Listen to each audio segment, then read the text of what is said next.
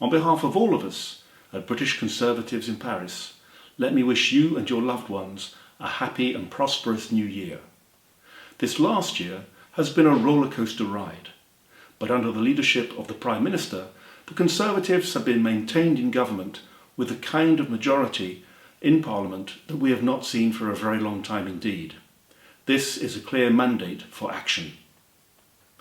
I know some among us have misgivings, because this means that the UK will leave the EU on the 31st of January, at least on paper.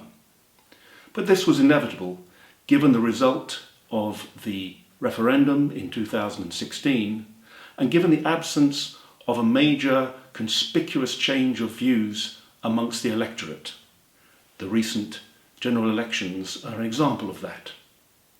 We must have faith that our government will be able to steer the country through this difficult phase of change wisely and pragmatically. We can surely all rejoice that the dark clouds of a virulent, ideological and intolerant form of socialism have been chased away. The normal and necessary business of government can resume, with a special emphasis on health, education, policing and security. There will be a return to normality for BCIP too. The steady stream of high-profile guest speakers will resume. We shall pursue our campaign for Votes for Life, the abolition of the 15-year rule, spearheaded by our umbrella organisation, Conservatives Abroad.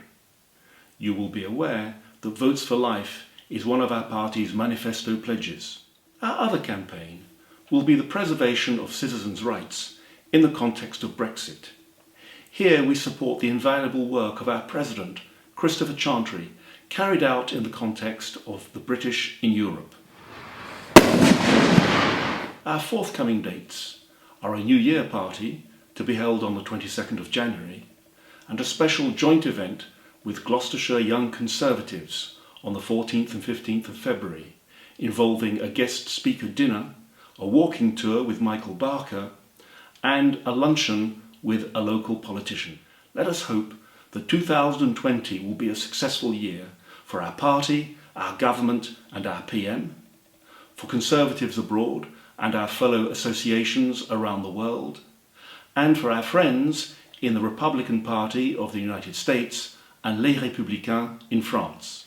It has become fashionable to quote in ancient languages. I therefore leave you with these words from Virgil's Georgics.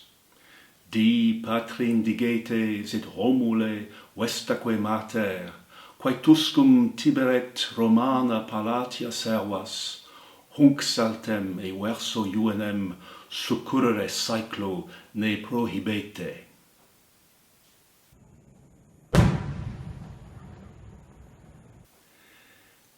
Mea juvenis. The word's a bit too young to talk about Boris, but anyway.